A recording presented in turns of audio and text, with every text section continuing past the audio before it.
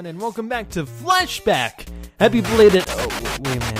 What's going on? Hello. Sorry for this interruption, but XephThePanda has been taken offline for this episode of Flashback.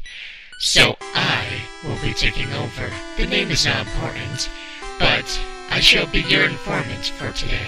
Anyway, with Space Invaders, there's not very much information between the arcade version and the Atari 2600 version, so we'll just have to go with what we can get.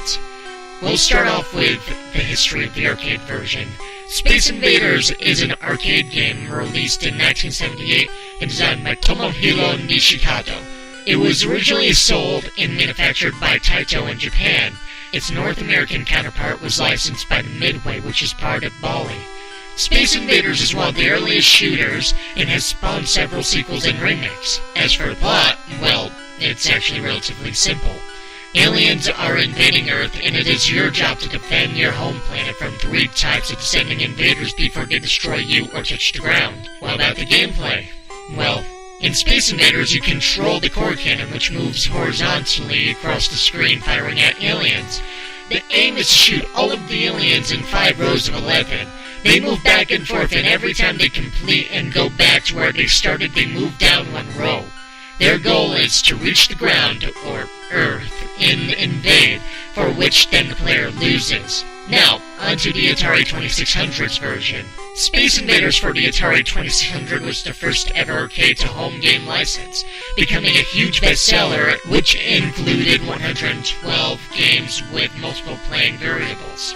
As for the gameplay, even though the basics of the original arcade game remained intact, Invaders would march from one side of the screen to the other, dropping down a notch at each edge. They would fire at the player. There were bunkers for the player's laser cannon to hide under, to name a few. There were quite a few differences from the basic setup, as well as its many variations. To list some variations: moving shields. Shields move back and forth. Zigzagging laser bombs. Invaders shots zigzag back and forth towards the Earth. Fast laser bombs. Invaders' bombs drop quickly. Invisible invaders. Invaders are invisible unless one or the command alien ship is shot, which they then briefly reappear. Large laser cannon. Flipping a difficulty switch on the 2600 console to the A position makes the player's laser cannons twice as large. There are also quite a bit of modern-day hacks in this game.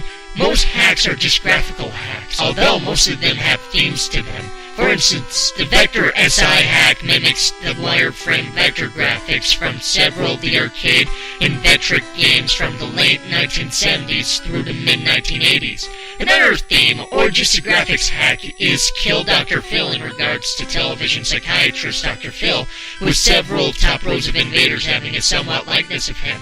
The bottom few rows spell out the word ham, and the bunkers are now television sets. Now, I bring you back to Xeph.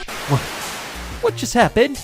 Well, he took care of mainly everything, so, okay, I can say for sure that even though Space Invaders might not have the most impressive graphics of all time, I mean, it came out a few years after Pong, so it has a bit of that kind of quality in terms of looks, but where do I stand on the gameplay? Well, I gotta say that the sound effects and the challenge of the game actually make it pretty addictive.